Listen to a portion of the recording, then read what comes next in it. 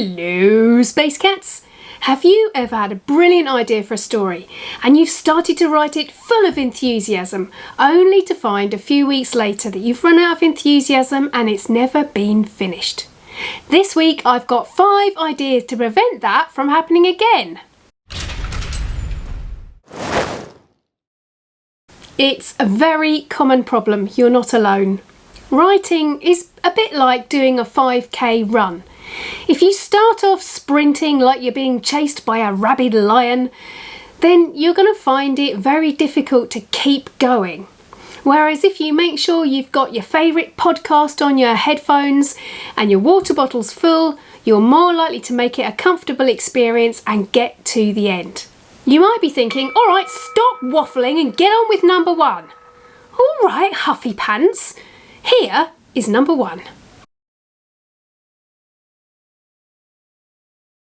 If you're writing a story that's longer than a picture book, that's 1,000 words, then you need to make sure and absolutely be certain of your beginning, middle and end. Now that might sound bleeding obvious, but it's very tempting if you've thought of a great line to just pick up a pen and get on with it before you've really prepared yourself. Make sure that you've got a dedicated notebook or a document on your laptop and write about each of the sections. What's the most important thing about the middle? What's the turning point in your story? Where and how do you start to wrap it all up? All of this can evolve as you write. For example, if you've got a last line, you might change it, but at least you've got something rattling around inside your bonds. Writing is a discipline. If you want 100 pages of story, then you need to make sure that you have the time and the space to sit down and write. Sometimes I am hit by inspiration, and other times I have to really work at it and let it come through at a slower pace. And if I'm stuck in one of those moments, then I make sure I sit down and write every day. It's a bit like having a daily routine for brushing your teeth. Make writing part of your routine. Break it into smaller chunks.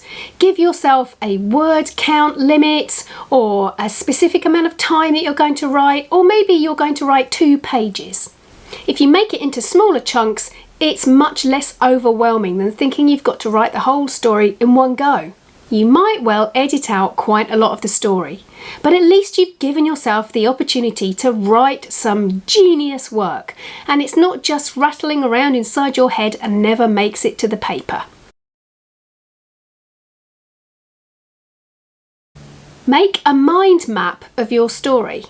If you're writing a chapter book, then you already have naturally occurring sections. Make a mind map of what your characters are doing, like this. My characters are Flossie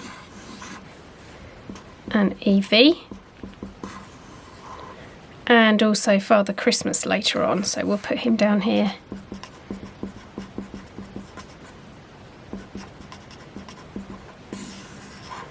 So the problem is Father Christmas is ill with a sore throat.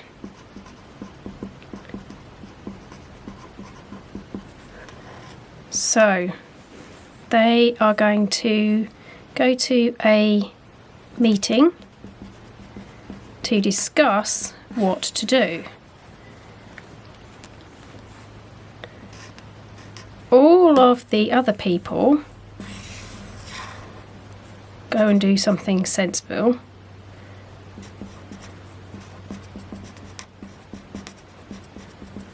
However, Flossie gets the wrong end of the stick and decides to dig up parsnips from Father Christmas's garden. Realising what she's done, she has to go and own up to Father Christmas, and then the solution is that the children all get A tree house.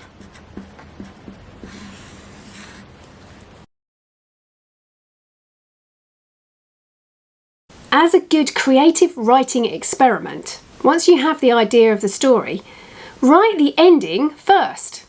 There are a few good reasons why writing your ending first is worthwhile.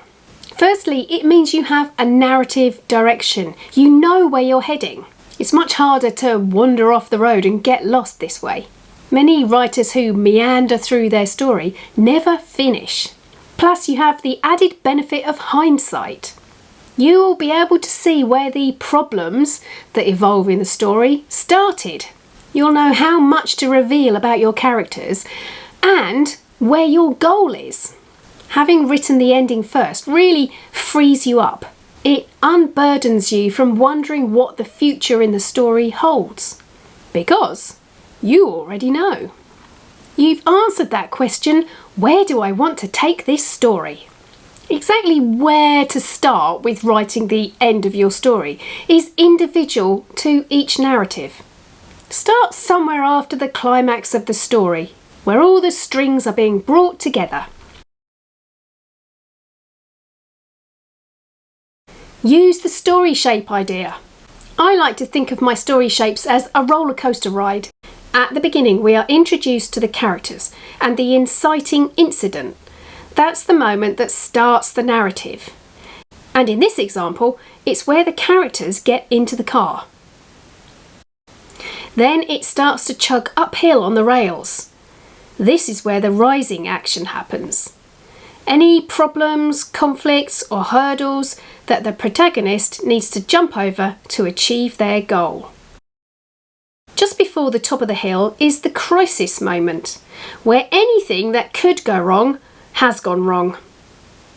It's the part where your reader will wonder if everything will be alright for your character, and it should be right before the story climax.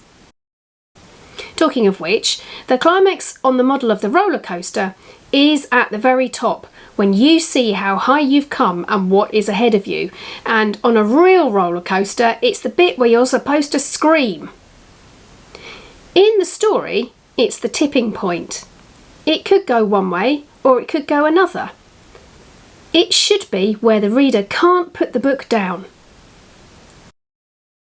The falling action, like you might imagine, is where the car on the roller coaster starts hurtling down, heading towards the end. In story terms, the problems, conflicts and hurdles start being dealt with. Loose ends are being tied up and we are being funneled towards the end of the story. The resolution is where you bring the story to a close and where the roller coaster ride finishes and you can get off, satisfied that you spent your money well. And that's exactly what you want your reader to feel, that the time and the money that they've invested in you has been well worth it. Writing a story is a skill, and like most things, you need to learn how to do it. Even geniuses aren't born like that. So if you really want to make writing your career, make sure you hone your skills, enhance what you're already good at, and study what you think you could be better at. If you'd like further artist tutorials, I have a variety of short courses that will help you. There are real-time sessions looking at painting, drawing and marker pens, among others. And if you're keen on producing your own book, there is a more in-depth course on what you need to know about self-publishing a book with illustrations. That covers making key decisions, how to make layouts and dummy books, rhythm and pacing, as well as several tutorials on illustrating a book and a look at the tech. You can either hop over to my website or join me on Patreon for more information. Go on, give it a go!